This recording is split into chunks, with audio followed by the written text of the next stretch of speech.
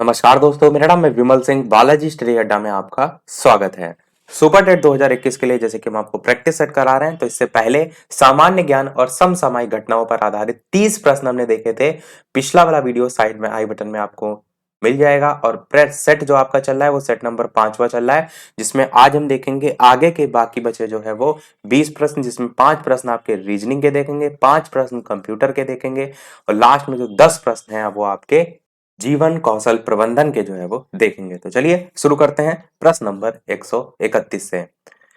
131 प्रश्न आपका कह रहा है, निम्नलिखित में से कौन सा आरेख संसद, मंत्रिपरिषद और जो प्रधानमंत्री है उसके बीच जो है वो संबंध को दर्शाता है। इस प्रकार से 4 अलग अलग ऑप्शन दे रखे हैं, आपको बताना है संसद, मंत्रिपरिषद और प्रधानमंत्री।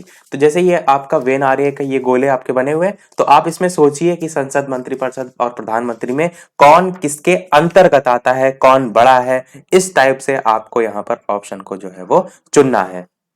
तो चलिए बात करते हैं फिर आंसर की, कौन सा सही होगा। तो आपका पहला ही ऑप्शन ए वाला सही होगा, जिसमें जो ये सबसे बाहर वाला गोला है ये आपका संसद को जो है वो प्रदर्शित कर रहा है। किसको? संसद को। संसद के अंतर्गत आपका जो अंदर वाला गोला है वो आपका मंत्रिपरिषद जो है इसको प्रदर्शित कर रहा है, क्योंकि संसद के अंदर मंत्रिपरिषद आता है, मंत्रिपरिषद के अंदर आपका क्या आएगा? प्रधानमंत्री। तो ये आपका संसद, मंत्रिपरिषद और प्रधानमंत्री के बीच संबंध का पहला वाला ऑप्शन सही हो जाएगा। 132 प्रश्न देखते हैं कि एक आदमी जो है वो अपने घर से यात्रा शुरू करता है। वह 5 किलोमीटर जो है वो उत्तर में जाता है। तो हम क्या करते हैं, साथ ही साथ प्रश्न में जो चित्र है वो भी बनाते चलते हैं। थोड़ा यहाँ नीचे बनाते हैं ताकि आपको समझ में भी आए। तो यहाँ पर हमने मान ली उसकी पोजीशन है ए, और प्रश्न में कह रहा है उत्तर की ओर चलता है, तो उत्तर की ओर जो है ये चलता है कितने किलोमीटर? प्रश्न में कह रहा है 5 किलोमीटर जो है वो चलता है। फिर लिखा है कि फिर 10 किलोमीटर दाएं जाता है, यानी कि यहां तक जहां पहुंच गया हम मान लेते हैं ये एक बी पोजीशन है जहां पर ये पहुंच गया है। और इससे ये चलता है दाएं, और कितने किलोमीटर? ये 10 किलोमीटर जो है वो दाएं चलता है। फिर आपका प्रश्न में क्या कह रहा है? फिर वह दाएं मुड़ता है और 10 किलोमीटर चलता है। अब इस चीज का ध्यान दीजिए, जब वो उधर देख रहा है ना दाहिने हाथ पे, तब इस तरफ मुंह करके कोई व्यक्ति खड़ा होगा तो उसका बायां ऊपर होगा, दायां नीचे होगा। तो दायां आपका नीचे हो जाएगा और 10 किलोमीटर चलता है, यानी पहले 5 था तो उससे अब आगे निकल जाएगा। तो आप समझ लीजिए इसी का जस्ट डबल यहां तक गया, और कितना? तो ये आपका 10 किलोमीटर हो जाएगा। मानते भी चलिए, ये पॉइंट सी मान लीजिए, यहां जहां पहुंचा इसको ए बी सी। तो यहाँ पर डी मान लीजिए, क्योंकि इसके पैरेलल में भी आप मानेंगे तो वहां पर हम ई मान लेंगे, तो इसको मान लेते हैं डी। इतना आपका प्रश्न में दे रखा है। आगे देखते हैं क्या कह रहा है। दाएं मुड़ता 10 किलोमीटर चलता है, इतना हमने देखा। फिर कह रहा है वह घर से कितनी दूर है और सभी दूरियां काल्पनिक ढंग से मापी गई। तो घर से दूरी आपकी बतानी है। तो ये उसका घर था ए पर, और डी पर वो पहुंच गया, यानी ये वाली दूरी जो है आपको बतानी है। प्रश्न आपको समझ में आ गया होगा। इसको हम क्या करेंगे, इससे मैच कर देंगे, क्योंकि ये 5 किलोमीटर दर चला था और लौटा 10 किलोमीटर है, तो आपको ये निकालने में जो है वो आसानी होगी। इसको हमने इससे मिला दिया। यहां पर हम मान लेते हैं ई एक पॉइंट। इसको मिलाने से क्या फर्क पड़ा? ये 10 किलोमीटर अगर ये है डिस्टेंस, तो ये भी तो 10 किलोमीटर होगा, ए और ई बिल्कुल होगा। तो ये 10 किलोमीटर हमने यहाँ पर भी लिख दिया। ये टोटल 5 गया था, आया लौट के 10, तो ये वाले दोनों जो बटे हुए हैं ये भी 5 हो जाएगा और नीचे वाला भी 5 हो जाएगा। यानी आपको ईडी की वैल्यू भी पता चल गई 5। ये भी पता है, ये भी पता है, यानी कि कर्ण निकालना। ये देखिए एक त्रिभुज बन गया आपका। कर्ण का स्क्वायर बराबर लंब का स्क्वायर प्लस आधार का स्क्वायर, आपका फॉर्मूला आप लगा देंगे तो एडी की वैल्यू आप वहां से निकाल सकते हैं। ये आपकी पाइथागोरस प्रमेय जो है वो होती है, और यही मान जो है आपको निकालना है। तो हम क्या करते हैं, यहां पर कर देते हैं लिख के, एडी का स्क्वायर बराबर कितना होगा? अंडर रूट में जो कर्ण का स्क्वायर होता है ना, वो उधर जाता है जब बराबर के, तो वो इस प्रकार से अंडर रूट में लग जाते हैं, तो हम डायरेक्ट ही अंडर रूट लगा देते हैं। तो 10 का स्क्वायर और प्लस 5 का स्क्वायर, ये 10 और 5 कहां से आया? 10 आपका ये वाली वैल्यू हो जाएगी और 5 आपकी ये वैल्यू हो जाएगी। और एडी जो है, जो हम यहाँ पर प्रश्न में निकाल रहे हैं, ये यहाँ पर चलिए लिख भी देते हैं ए डी, यही प्रश्न में पूछा गया है। 10 का स्क्वायर आपका होता है 100, 5 का स्क्वायर होता है 25, 100 में 25 जोड़ेंगे 125 होगा, और अंडर रूट में आपका 125 आएगा। अंडर रूट में 125, यही आपका आंसर हो जाएगा। ऑप्शन में देखिए डी वाले ऑप्शन में अंडर रूट में 125 दे रखा है। मैंने बहुत धीरे धीरे समझाया है ताकि जिनकी थोड़ा सा मैथ कमजोर है वो भी जो है वो समझ सकें। तो किलोमीटर में आपका आंसर आ जाएगा। देखते हैं चलिए फिर अगला प्रश्न। अगला प्रश्न 133 कह रहा है कि नीचे दिए गए जो प्रश्न है इसमें विषम अंक जो है आपको चुनना है, विषम युग्म जो है आपको चुनना है। 4749 पहला ऑप्शन है, 2931 दूसरा ऑप्शन है, 57 तीसरा ऑप्शन है, 1113 चौथा ऑप्शन है। तो देखिए आपको यहाँ पर क्या क्या तरीके अपनाने होते हैं, पहले आप इन सब में डिफरेंस देख लेंगे। तो 37 48 49 दो का डिफरेंस है, 5 6 7 दो का डिफरेंस है, 29 30 31 दो का डिफरेंस है, 11 13 में भी दो का डिफरेंस है, सब में बराबर है। तो ये विषम अंक छांटने का आधार नहीं होगा। फिर आप इसमें दूसरा दिमाग लगाएंगे, जो ये नंबर लिखे होंगे ये किसी ना किसी नंबर से सबसे डिविजिबल हो रहे होंगे, वो भी आप चेक करके देखेंगे। तो थोड़ा सा अगर ध्यान से आप देखिए तो 5 7 जो है केवल और केवल स्वयं से कटते हैं, किसी और से नहीं कटते हैं। इसी प्रकार आपका 11 और 13 भी स्वयं से ही कटते हैं और किसी संख्या से नहीं कटते हैं। 29 भी आपकी ऐसी संख्या और 31 भी ऐसी संख्या जो स्वयं से कटती है। 47 भी ऐसी है जो स्वयं से कटती है, पर 49 जो है आपकी ऐसी नहीं है। 49 स्वयं के अलावा 7 से भी कटती है। तो आपने समझा किस प्रकार आपने छाटा, बस ए वाला ऑप्शन आपका सही हो जाएगा। कोई एक ऐसा आधार आपको लेना होता है, बाकी 3 में फॉलो कर रहा हो, चौथे में ना फॉलो कर रहा हो, तीनों में चेक अवश्य कर लीजिएगा। 134 प्रश्न देखते हैं कि किसी भाषा में 50 जो है उसको CACTY जो है वो कहा जाता है। कार जो है उसको थोड़ा सा जूम आउट कर देते हैं ताकि पूरा प्रश्न दिखाई दे। कार को POL कहा जाता है। फिर आपका जो टार है TAR, इसको TOL लिखा जाता है। तो TARIFF को उस भाषा में कैसे लिखा जाएगा।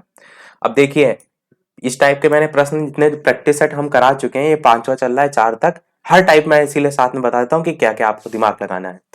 50 को ये लिखा जाता है तो आपको देखना है कि किस आधार पर यहां से यहां तक आप जो है वो पहुंचेंगे। तो सबसे पहले आप देखेंगे इनके बीच डिफरेंस। तो F के बाद FGB यानी कि अब उल्टा जा रहा है, तो C से वापस की ओर देखेंगे, C के बाद DEF, 3 आपका पीछे चल रहा है। A में देखेंगे तो BCDE यहाँ पर नहीं चल रहा है। C में देखेंगे तो आपका CDEF यहाँ तो चल रहा है। T में देखेंगे तो बिल्कुल नहीं चल रहा है, मतलब कि डिफरेंस वाला यहाँ पर किसी भी प्रकार से नहीं चल रहा है। फिर आपको इनका अपोजिट देखना है, क्या F C का अपोजिट है, बिल्कुल नहीं है। आगे भी देखिए तो Y का ही लिखा हुआ है, तो ये भी आपका वर्क यहाँ पर नहीं कर रहा है। ऐसी स्थिति में हम क्या करते हैं कि जिसका भी मान पूछा गया है उसमें जो भी वैल्यू आपको देखनी है, जैसे टी देखना है तो टी के साथ वाला जो नंबर लिखा हो उसी को हम उसकी वैल्यू मान लेते हैं। कहने का मतलब है कि यहाँ पर जो एफ है उसको सी जो है वो लिखा जाता है। यहाँ पर टी को आपको लिखना है तो चौथे नंबर पर टी है तो टी को आप क्या लिखेंगे, टी ही जो है वो लिखेंगे। इसको वेरीफाई करने का एक और अच्छा तरीका होता है कि ये भी देख लीजिए कि यही सेम जो लेटर है यहाँ पर टी को टी लिखा गया, क्या अन्य में भी लिखा गया है। तो देखिए टार में जो टी आया है इसको टी ही लिखा गया। इससे वेरीफाई हो जाता है कि ये जो तरीका आप यहाँ पर यूज कर रहे हैं ये बिल्कुल सही है। कार में जैसे आप देखिए ए का यूज हुआ है तो ए को यहाँ पर क्या लिखा गया है, ओ लिखा गया है। आगे टार को पीओ लिखा है, यहाँ पर ए देखेंगे यहाँ पर भी ए को ओ लिखा है, यानी कि ये चीज आपका सही है। अब यहाँ पर आप मान लीजिए, यानी कि सारे जो है वो लिखते जाइए। सबसे पहले आप टी को देखेंगे, टी को टी लिखा गया है, टी लिख दीजिए। ए को क्या लिखा गया है, मैंने बताया ओ लिखा गया है, तो इस प्रकार ओ लिख दीजिए। आर को क्या लिखा गया है, तो टार में लास्ट में आर आया है, टोल में लास्ट में एल आया है, तो आर को एल लिखा गया है, तो यहाँ पर एल लिख दीजिए। आई को देखिए क्या लिखा गया है, तो आई आपका सेकंड नंबर पे आया है 50 में, तो इसको ए लिखा गया है, तो आप यहाँ पर ए लिख दीजिए। एफ एफ दो बार आया है, पहले वाले एफ को भी सी लिखा गया है तो जाहिर सी बात दूसरे को भी लिखा जाएगा सी, तो यहाँ पर सी लिख दीजिए। तो TOLACC सी वाला ऑप्शन आपका बिल्कुल सही हो जाएगा। समझ में आपको आ गया होगा। मैंने इसलिए साथ में और तरीके भी बता दिए हैं ताकि हर तरीके से आप यहाँ पर दिमाग लगा ले जाएं। देखते हैं हमारा लास्ट रीजनिंग का प्रश्न, और चीजें समझ में आ रही हैं, वीडियो पसंद आ रहा हो तो आपका एक लाइक तो वीडियो पर बनता ही है, ताकि सभी लोग ज्यादा से ज्यादा वीडियो को लाइक करेंगे, मुझे मोटिवेशन मिलेगा, मैं और इसी प्रकार अच्छे से अच्छे प्रश्न आपको आगे भी प्रोवाइड कराता रहूंगा। देखते हैं हमारा प्रश्न लास्ट नंबर, DHLPTX जो है अनुपात BFJNRV जो है लिखा जाता है। समानुपात जो है CGKOSW अनुपात क्या होगा ये आपको बताना है। ये रेशियो ये है तो समानुपात में ये अगला जो है वो क्या होगा। फिर यही चीज हम क्या करेंगे, मैंने सबसे पहले क्या कहा है, सबसे पहले आपको देखना होता है डिफरेंस। तो डी और बी में डिफरेंस देखिए कितने का है, तो -2 हुआ है। देखिए घट रहा है तो बी सी डी हो रहा है। अब एच और एफ में देखेंगे तो एच से आप जो एफ है उसमें भी देख रहे हैं दो घट रहा है, एफ जी एच होता है। एल से जे में देखेंगे तो जे के एल, यानी ये आपका काम कर रहा है, आपको और चीज चेक नहीं करने की आवश्यकता है। दो सब में माइनस जो है वो हो रहा है। लास्ट तक आपको देखना इसलिए जरूरी होता है, कई बार जो सेंटर वाला यहाँ पर लिखा होता है इसमें -2 ना होकर +2 होता है। तो देखिए एल के बाद आपका बीच वाला सेंटर में क्या आ रहा है, तो यहां पर तो माइनस ही आ रहा है, बीच वाला सेंटर में नहीं, मतलब तीसरे नंबर पे तो जे के एल, यानी यहां पर तो सब -2 हो रहे हैं। कई बार क्या होता है, मेरा कहने का मतलब ये है, यहाँ पर जैसे ये यहाँ पर 6 अंकों का जो है वर्ड लिखा हुआ है, अगर ये 7 नंबर का होता, यानी यहाँ पर लिखा होता डी एच एल और बीच में वी लिखा होता और पी टी एक्स, इस टाइप से लिखा होता है। तो कई बार क्या होता है, डी में भी -2 होता है, एच में भी होता है, एल में भी होता है, पी में भी होता है, टी में भी होता है, एक्स में, पर जो बीच में लिखा हुआ है कई बार क्या होता है इसमें प्लस हो रहा होता है। और यही जल्दबाजी होती है कि हम 3 तक चेक करते हैं, चौथा यहाँ पर नहीं देखते हैं, और जो ऑप्शन होते हैं उसमें भी हम यही सब में माइनस माइनस करके एक माइनस वाला ऑप्शन दिया होता है, वो चीज जहां पर गलत हो जाती है। तो हमेशा देख लीजिएगा कि चौथे नंबर तक कम से कम, यानी कि जितने आपके टोटल लेटर हैं अगर 10 हैं तो उसमें कम से कम 5 तक आपको अवश्य चेक करना चाहिए, ताकि बिल्कुल आप वेरीफाई हो जाए। तो यहाँ पर तो सब माइनस हो रहा है, तो यहाँ पर सीधे सीधे माइनस करते रहेंगे। तो सी जो है इसमें आप क्या करेंगे, माइनस करेंगे तो ए आएगा, तो ए वाला ये ऑप्शन है, और 2 ऑप्शन है सी या डी। जी में 2 माइनस करेंगे तो आपका ई आएगा, सी वाला ऑप्शन बिल्कुल सही होगा, ई एफ जी आई जे के एम एल, इस टाइप से सारे चेक भी कर सकते हैं, सी वाला ऑप्शन हो जाएगा। सभी रीजनिंग हमारे समाप्त हुए प्रश्न। बढ़ते हैं कंप्यूटर के प्रश्नों की तरफ। 5 प्रश्न कंप्यूटर के भी आते हैं। प्रश्न कह रहा है कि सूचना तकनीकी या सूचना तकनीक जो है वो किसको छोड़कर सबको जो है वो देखता है, इलेक्ट्रॉनिक्स को, इंटरनेट को, आईएसपी लाइसेंसिंग को, या इनमें से कोई नहीं। बताना है आपको कौन सा सही होगा। तो चलिए बात करते हैं आंसर की। तो आपका ऑप्शन पहला वाला ही बिल्कुल सही होगा, इलेक्ट्रॉनिक्स जो है इसको छोड़कर बाकी सबको देखता है, इंटरनेट, आईएसपी लाइसेंसिंग, ये सारी चीजें। 137 प्रश्न आपका कह रहा है कि इंटरनेट जो है वो क्या है, समुद्र में मछली पकड़ने का जाल है, आप कहेंगे बिल्कुल नहीं, ऑप्शन ऐसे काट दीजिए। बास्केटबॉल की अंतरराष्ट्रीय प्रतिस्पर्धा का नाम है, नहीं। रेल लाइनों में रेल के डिब्बों के स्थान का हिसाब रखने वाली है, बिल्कुल नहीं। कंप्यूटर पर आधारित अंतरराष्ट्रीय जो सूचनाएं हैं उनका तंत्र है, बस एक ही ऑप्शन बचा, यही बिल्कुल जो है वो सही हो जाएगा। यहाँ पर तो देखिए ऑप्शन बहुत सरल सरल टाइप के दे रखे थे, तो आप आसानी से पहचान सकते हैं, पर ये पॉइंट ध्यान रखिए कि आधारित अंतरराष्ट्रीय सूचनाओं का तंत्र, ताकि इसके साथ कोई ऑप्शन मिलते जुलते हो तो आप उसे पहचान सकें। 138 प्रश्न कह रहा है कि किस सूचना तकनीक का उद्देश्य जो है वो नागरिकों को सशक्त और विकास को बढ़ावा देना है, ई गवर्नेंस, इलेक्ट्रॉनिक्स, आईटीईएस, उद्योगों का समावेश, या फिर सभी। बात करते हैं आंसर की। तो बिल्कुल ऑप्शन एबीसीडी में से तीनों ही आपके बिल्कुल सही हैं, तो डी वाला आपका ऑप्शन उक्त सभी जो है वो बिल्कुल सही हो जाएगा। 139 प्रश्न कह रहा है कि निम्नलिखित में से कौन सी सूचना प्रौद्योगिकी शब्दावली नहीं है, साइबर स्पेस, अपलोड, प्रकाशीय भंडारण, या फिर मॉडेम। बताना है आपको ऑप्शन एबीसीडी में से कौन सा जो है वो सही होगा। बात करते हैं आंसर की। तो बिल्कुल आपका ऑप्शन नंबर सी वाला प्रकाशीय भंडारण जो है वो बिल्कुल सही होगा। यहाँ पर जो प्रकाशीय भंडारण है वो आपका सूचना प्रौद्योगिकी शब्दावली नहीं है, बाकी साइबर स्पेस भी होता है, अपलोड तो होता ही है, मॉडेम आप यूज करते ही हैं। 140 प्रश्न और लास्ट कंप्यूटर का प्रश्न है कि भारत सरकार द्वारा डिजिटल इंडिया कार्यक्रम लॉन्च करने के साथ किस मंत्रालय की भूमिका जो है वो बढ़ गई है, इलेक्ट्रॉनिक्स और सूचना प्रौद्योगिकी मंत्रालय, भारत सरकार का गृह मंत्रालय, राज्य सरकार का संचार मंत्रालय, या फिर सभी। तो बताना है आपको ऑप्शन एबीसीडी में से कौन सा जो है वो सही होगा। बात करते हैं आंसर की। तो आपका पहला ही ऑप्शन इलेक्ट्रॉनिक्स और सूचना प्रौद्योगिकी मंत्रालय जो है वो बिल्कुल सही हो जाएगा। बढ़ते हमारे लास्ट 10 प्रश्नों की तरफ, जो कि आपके 141 से स्टार्ट हैं, और प्रश्न आपका है कि पुरस्कार और जो दंड है उसको क्या कहा जाता है। तो 4 ऑप्शन दे रखे हैं, नैतिक दायित्व कहते हैं, नैतिक प्रेरणा कहते हैं, नैतिक बाध्यता कहते हैं, या फिर नैतिक भावना कहते हैं। इस प्रकार से 4 ऑप्शन में छांटना है पुरस्कार और दंड को जो है वो क्या कहा जाता है। प्रैक्टिस सेट मेन सॉल्व करने का उद्देश्य ये होता है, इससे सारे सब्जेक्ट आपके एक साथ जो है वो प्रैक्टिस होते चल रहे हैं, अभी तक हम इसीलिए 5 सेट देख चुके हैं, धीरे धीरे ऐसे और भी देखेंगे। पर ये है डेली डेली जो प्रश्न इसमें आ रहे हैं उनको याद भी अवश्य करते चलिए। ये नहीं कि आप केवल बस बैठे लेटे देख रहे हैं वीडियो को, देखना मेन उद्देश्य नहीं है। जो चीज नहीं आती है उसको याद करिए, उस टॉपिक को पढ़िए। आपको यहाँ से टॉपिक भी तो पता चल रहे हैं कि कैसे कैसे सुपर टेट में पूछे जा सकते हैं, तो वो भी आपको यहाँ से पता चल रहे हैं, तो वो भी ध्यान रखिए। चलिए बात करते हैं फिर आंसर की कौन सा सही होगा। तो आपका बी वाला ऑप्शन नैतिक प्रेरणा जो है वो बिल्कुल सही हो जाएगा। ये जो प्रश्न आपके चल रहे हैं ये सब आपके जीवन कौशल प्रबंधन जो पोर्शन है उसके चल रहे हैं। 142 प्रश्न कह रहा है कि किस सन में जो है ग्राम शिक्षा समिति में संशोधन जो है वो किया गया। 1975 में किया गया, 1972 में किया गया, 1974 में किया गया या 1980 में किया गया। बताना है आपको ऑप्शन एबीसीडी में से कौन सा जो है वो सही होगा। किस सन में ग्राम शिक्षा समिति में संशोधन किया गया। बात करते हैं आंसर की ऑप्शन एबीसीडी में से, तो आपका ऑप्शन जो है वो पहला वाला 1975 जो है वो बिल्कुल सही हो जाएगा। 1975 में संशोधन किया गया था। चलिए देखते हैं आपका अगला प्रश्न 143। ये याद रखिएगा, इंपॉर्टेंट प्रश्न है ग्राम शिक्षा समिति वाला। 143 प्रश्न कह रहे हैं कि पर्यवेक्षक और स्टाफ जो संगम है वो मिलकर किसका जो है वो आयोजन करते हैं। 4 ऑप्शन है, स्टडी सर्किल चलाना, प्रदर्शन पाठ आयोजित करना, सेमिनार आयोजित करना या फिर सभी।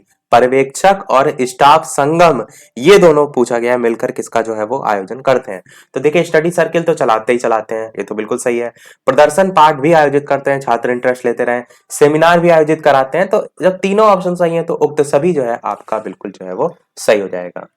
अगला प्रश्न देखते हैं 144 की बाह्य जो अभिप्रेरणा है उसमें शामिल है। क्या है शामिल वो बताना है आपको। प्रशंसा और दोषारोपण शामिल है, बाह्य अभिप्रेरणा में पुरस्कार और दंड शामिल है, या फिर प्रतिस्पर्धा शामिल है, या फिर परिणामों का ज्ञान। तो 1 2 3 4 सही होगा, पहला दूसरा तीसरा होगा, पहला और दूसरा होगा, या केवल और केवल पहला होगा। तो बाह्य अभिप्रेरणा, अभिप्रेरणा कहते हैं मोटिवेशन को, किसमें शामिल के आपको बताना है। तो देखिए प्रशंसा तो होती है मोटिवेशन में, उसी से ही तो बच्चा कहीं ना कहीं आगे बढ़ने के लिए होता है। पुरस्कार और दंड में पुरस्कार भी होता है, दंड भी होता है। दंड को भी अलग अलग तरीके से यूज किया जाता है। तो जब 2 ऑप्शन सही हैं तो यहाँ वाला जो लिखा था ना कि केवल पहला, ये कट जाएगा। प्रतिस्पर्धा कंपटीशन बिल्कुल होता है, बनाया इसलिए जाता है कि बच्चे एक दूसरे से अच्छा करने का प्रयास करें, तो तीसरा भी होगा। तो ये पहला दूसरा वाला भी ऑप्शन कट जाएगा। और चौथा कह रहा है परिणामों का ज्ञान, परिणाम जो निकलते हैं, जैसे आपने एग्जाम लिया, एग्जाम में आज रिजल्ट आया, बच्चे ने देखा कि उसके कम अंक आए हैं, तो वो आपका क्या करेगा, आगे और ज्यादा मेहनत करेगा। तो परिणामों का ज्ञान होने पर भी तो उसके अंदर मोटिवेशन जाग रहा है। तो चारों ही ऑप्शन बिल्कुल सही हैं। तो पहले ही ऑप्शन आपका बिल्कुल सही हो जाएगा, 1 2 3 और 4। चीजों को समझते चलिए, इजी इजी सारी चीजें हैं। अगला देखते हैं प्रश्न 145 की लोकतांत्रिक व्यवस्था जो है उसके तहत शिक्षक विद्यार्थी का जो परस्पर संबंध होता है वो स्वामी और दास जैसा होना चाहिए, या फिर एक अधिक परिपक्व बड़ा भाई और कम परिपक्व छोटा भाई जैसा होना चाहिए, या फिर दोनों होना चाहिए, या फिर मित्र और कुशल नेता जैसा होना चाहिए। तो देखिए सबसे पहले क्या करेंगे आप ऑप्शन काटेंगे। क्या मित्र और कुशल नेता, यहाँ पर ये वर्ड जो लिखा हुआ है इस ऑप्शन को इसलिए काट देंगे, कुशल नेता जैसा किसी भी प्रकार का संबंध नहीं होता है शिक्षक विद्यार्थी लोकतांत्रिक व्यवस्था के तहत।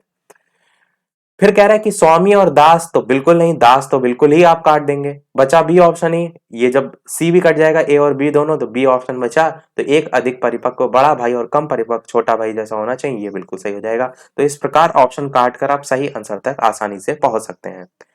146 प्रश्न कह रहा है कि कौन सी प्रेरणाएं जो है वो अनुभूतियों के संतुष्टिकरण के अवस्थाओं तक पहुंचने और वैयक्तिक लक्ष्यों को प्राप्त करने की आवश्यकता को संबोधित करती हैं। प्रभावी, भावात्मक, संरक्षण उन्मुखी, या फिर सुरक्षा उन्मुखी। बताना है आपको इन चारों ऑप्शन में कौन सा सही होगा। इसके साथ साथ लाइव टाइमिंग भी मैं आपको बता दूं, शाम के 8 बजे की है, तो लाइव आकर भी वीडियो आप देख सकते हैं। आंसर की बात करते हैं ऑप्शन एबीसीडी में से, तो आपका ऑप्शन बी वाला भावात्मक जो है वो बिल्कुल सही होगा। कि कौन सी प्रेरणा अनुभूतियों के संतुष्टिकरण की अवस्थाओं तक पहुंचने और व्यक्तिगत लक्ष्यों को प्राप्त करने की आवश्यकता को संबोधित करते हैं। तो भावनात्मक अनुभूतियां आपका जो है वो हो जाएगा। अगला प्रश्न कह रहा है कि दंड का सिद्धांत जो है वो इनमें से क्या नहीं है। निरोधात्मक नहीं है, सुधारात्मक नहीं है, प्रतिकारात्मक नहीं है या फिर विरोधात्मक नहीं है। तो नहीं पूछा गया है, इस चीज को ध्यान दीजिए और बताइए इनमें से कौन सा नहीं है। आंसर की बात करते हैं ऑप्शन एबीसीडी में से, तो आपका विरोध पर बेस्ड नहीं होना चाहिए, बस यही यहां पर वर्ड लिखा है ना विरोध, इससे समझ जाएंगे आप कि विरोधात्मक जो है वो नहीं है दंड का सिद्धांत। सुधारात्मक तो बिल्कुल होता है, निरोधात्मक भी होता है और प्रतिकारात्मक भी होता है। बच्चा सुधरे, ये मेन उद्देश्य होता है। ये नहीं होता है कि आप बच्चे के विरुद्ध जा रहे हैं या फिर उसको जो सिखाना है वो मेन उद्देश्य ना होकर आप उससे लड़ाई करवा रहे हैं, तो ये सारी चीजें नहीं। 148 प्रश्न देखते हैं कि अध्यापक को एक अच्छे दिशा में उन्मुख करने वाले कारक जो है वो क्या है? चाल ढाल है, वेशभूषा है, उसका ज्ञान है या फिर सभी है?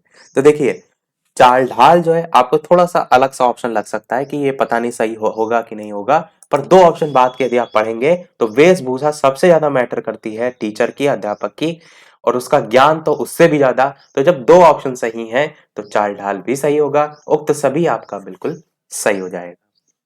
देखते हैं हमारा अगला प्रश्न 149। प्रश्न कह रहा है SNDT ये स्थित कहाँ है?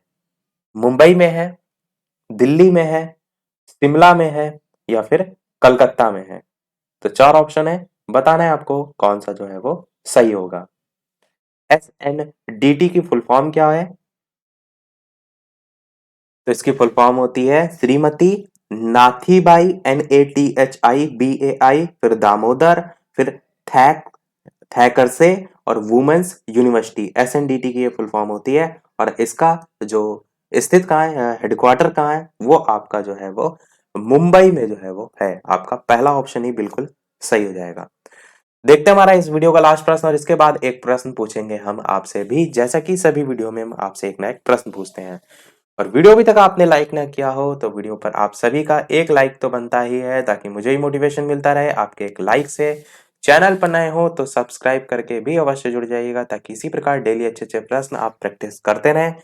और साथ ही साथ टेलीग्राम चैनल से नहीं जुड़े हैं तो वीडियो के डिस्क्रिप्शन में आपको लिंक मिल जाएगी, सर्च करके भी टेलीग्राम पर बालाजी स्टडी अड्डा जुड़ सकते हैं। 150 प्रश्न आपका कह रहा है कि राष्ट्रीय पाठ्यक्रम संरचना 2020 की मुख्य धाराएं, 2005 की मुख्य धाराएं क्या है, बाधाएं, सॉरी धाराएं नहीं, बाधाएं क्या है? परंपराओं की समस्या या धन संबंधी बाधा या फिर भाषा की समस्या या फिर सभी? तो देखिए परंपराओं की समस्या तो थी, जो पहले से चली आ रही थी, बिल्कुल थी। धन संबंधी बाधा भी थी। जब दो ऑप्शन सही है तो भाषा की समस्या भी आपका होगा, ये भी होगा, ये भी होगा, उक्त सभी जो है आपका डी वाला ऑप्शन बिल्कुल सही हो जाएगा। सभी प्रश्न हमने देख लिए। अब जैसा कि सभी वीडियो में हम आपसे एक ना एक प्रश्न पूछते हैं, तो इस वीडियो का आपके लिए प्रश्न है कि स्वतंत्र भारत जो है उसके प्रथम शिक्षा मंत्री जो है वो कौन थे? ये है आपका इस वीडियो का प्रश्न, जिसका आंसर आपको वीडियो के मेन कमेंट में टाइप करके बताना है। ए ऑप्शन है जवाहरलाल नेहरू, बी ऑप्शन है हुमायूं, यहां पर हुमायूं के साथ कबीर लिख गया, हम कबीर को काट देते हैं। बी ऑप्शन है हुमायूं, सी ऑप्शन है मौलाना अबुल कलाम आजाद और डी ऑप्शन है सरोजनी नायडू। तो बताना है आपको ऑप्शन एबीसीडी में से स्वतंत्र भारत के प्रथम शिक्षा मंत्री जो है वो कौन थे? देखिए हुमायूं तो नहीं होगा, ये तो आप भी जानते हैं, तो तीन ही ऑप्शन है आपके पास, आपके लिए और ज्यादा सरल हो गया है। उम्मीद करते हैं सभी लोग सही आंसर देंगे, सभी लोग अपना आंसर वीडियो के मेन कमेंट में टाइप करके जो है वो बताइएगा। तो इसी के साथ हमारे आज के सभी प्रश्न समाप्त होते हैं और जो पांचवा सेट हमारा चल रहा था ये भी समाप्त होता है। नेक्स्ट से हम देखेंगे हमारा सेट नंबर 6।